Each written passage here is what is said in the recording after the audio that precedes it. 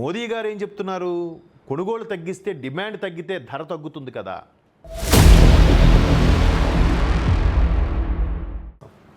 సరే, ఇకపోతే ప్రధాని మోదీ గారి విజ్ఞప్తుల్లో పొదుపులో భాగంగా బంగారం కొనడం కూడా తగ్గించండి. ఆ ఉద్దేశంతోనే సుంకం పెంచితే బంగారం కొనడం తగ్గుతుందా అనేది ఇక్కడ ఒక మంచి టాపిక్. ఎందుకంటే గతంలో లాగా ఇప్పుడు భిన్న పరిస్థితులు లేవు. మోదీ గారు ఏం చెప్తున్నారు? కొనుగోలు తగ్గిస్తే డిమాండ్ తగ్గితే ధర తగ్గుతుంది కదా. రూపాయి మారక విలువ యుద్ధం ప్రారంభం ఒక ముందు 91 రూపాయలుగా ఉన్న రూపాయి విలువ ఈరోజు డాలరుతో పోల్చితే 95 రూపాయల 75 పైసలు, అంటే 96 రూపాయలకు వెళ్ళిపోయింది. అన్నీ ప్రపంచం వాణిజ్య వ్యవస్థలన్నీ కూడా డాలర్తోనే మార్కెట్ జరుగుతాయి. దీన్ని ఎలా చూడాలి?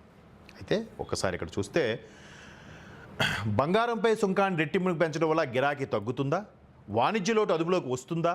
విదేశీ మారకపు ద్రవ్యాన్ని కొంతమేర కాపాడుకోగలమా అనే సందేహాన్ని పరిశ్రమ వర్గాలు వ్యక్తం చేస్తున్నాయి.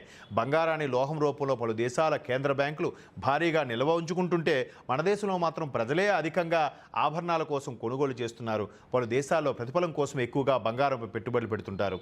ఇటీవలి సంవత్సరాల్లో ధర బాగా పెరుగుతున్నందున సంపద వృద్ధి కోసము మన దేశంలోని బంగారు బిస్కెట్లు, నాణేలు కొనడం అధికమవుతుంది. పసిడి ఎక్స్చేంజ్ ట్రేడెడ్ ఫండ్లోనూ పెట్టుబడులు పెడుతున్నారు. ఇప్పుడు వీటిపై ప్రభావం ఎలా ఉంటుందో పరిశీలించాలి. ఆలోచన విధానం మారిపోతుంది. చాలా దేశాల్లో బ్యాంకుల్లో బిస్కెట్ రూపంలో పెట్టి ఉండడం వల్ల దాని మీద వచ్చి ఇంట్రెస్ట్ వాడు లబ్ధి పొందడం, లేదా బ్యాంకులు వేరే సంస్థలకి దానికి గిట్టుబాటు ధర వచ్చేలాగా చేయడం, టర్నోవర్ చేయడం చేస్తుంది. సుమారుగా భారతదేశంలో 30,000 టన్నుల బంగారం ఉందట భారతీయుల ఇళ్లలో. ఇది ఒక అంచనా మాత్రం, ఇంకా ఎక్కువ ఉండొచ్చు. ఎందుకంటే ఈ 16-17 జీఎస్టీ వచ్చాక మరీ ఎక్కువైంది. కానీ అంతకుముందు జీఎస్టీ లేకుండా ఎన్నో, ఒక వ్యాపారదారు బంగారం కొన్నామంటే 10లో ఒక 4-5 వాడు లెక్క చూపిస్తాడు, మిగతా 5-6 లెక్క చూపించడు బ్లాక్ మనీ. అలాగే ఎంత బంగారం కొన్నారో, ఎవరెవరు ఉన్నాయో ఇవన్నీ కూడా డిమాండ్ పెరిగిపోతుంది. అంటే ధర పెరిగిపోతే మళ్ళీ డిమాండ్ తగ్గుతుంది అనే ఉద్దేశంతో ఇక్కడ కేంద్ర ప్రభుత్వం సుంకం పెంచింది. మరి దీన్ని అదుపు చేయడానికి వీలవుతుందా లేదా? ఎందుకంటే మరోవైపు పెళ్ళిళ్ళ సీజను, మనందరం కూడా ఆచారాలు వ్యవహారాల ప్రకారం, సంస్కృతి సంప్రదాయాల ప్రకారం మగపిల్ల వారికి ఎంతో కొంత, మగపిల్లవాడికి అయితే బ్రాస్లెట్, చైను పెట్టడం, ఉంగరం పెట్టడం, ఆడపిల్లవారికి అయితే మగపిల్లవారు తాలిబొట్టుతో సహా సంబంధించి నెక్లెస్లు, నల్లపూసలతో పడి గొలుసులని రకరకాలుగా అన్నీ పెడతా ఉంటారు. వీటికి అయ్యే ఖర్చు, ఒక పెళ్లి జరగాలంటే కనీసం 100 గ్రాముల బంగారం అయితే అవసరం. ఇటు ఆడపిల్లవాళ్ళు మగపిల్లవాళ్ళు కలిపి సింపుల్గా అవ్వాలంటే. ఇంకా ఎక్కువ పెట్టుకునే వాళ్ళు కూడా ఉన్నారు, ఎక్కువ చేసేవాళ్ళు ఉన్నారు. అది చాలదన్నట్టు అనవసరంగా ఒక్కొక్కరు ప్లేట్లో వేసేసుకొని తిండి పదార్థాలు వదిలేయడం, స్టైల్ దాని పేరు. ఎందుకు వేసుకోవడం? ప్రతి ఒక్కరు వాటర్ బాటిల్ కాన్సెప్ట్ వచ్చేసింది. ఒకప్పుడు గ్లాసులతో పెట్టేవారు, వాటర్ బాటిల్ రావడం, ప్రతి ఒక్కరు కొంచెం సిప్ చేయడం, ఒక బాటిల్ పడేయడం. బాటిల్ కాస్ట్, వాటర్ వేస్ట్, ఇవన్నీ దుబారాయే. దీన్ని కట్టడి చేసుకుంటే రాబోయే 100 ఏళ్ళకు కూడా భారతదేశానికి తిండికి ఇబ్బంది ఉండదు. ఈ వృధాని కంట్రోల్ చేయగలిగితే. చేసేదెవరు? ఒకవేళ చెప్తే ఎరిపప్పులా చూస్తారు జనాలు. ఎక్కువ చేదస్తూ అవుతుంది, ఇట్లా వేస్ట్ అవుతుండే ఆ కామన్. మరి బాగలేదు, నచ్చలేదు, ఏం చేయాలి? నువ్వు ముందు లైట్గా వేసుకో, టేస్ట్ చూడు, నచ్చకపోతే వదిలేయి.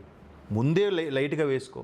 ఇంతంతవే. ఈవెన్ హోటల్స్లో కూడా మీరు చూడండి, ఆ స్టార్టర్, ఈ స్టార్టర్, అవి ఇవి చెప్పేస్తుంటారు, సూపులు గీపులు అవన్నీ చెప్తే మరి ఫుడ్ ఏం తింటాడా నువ్వు?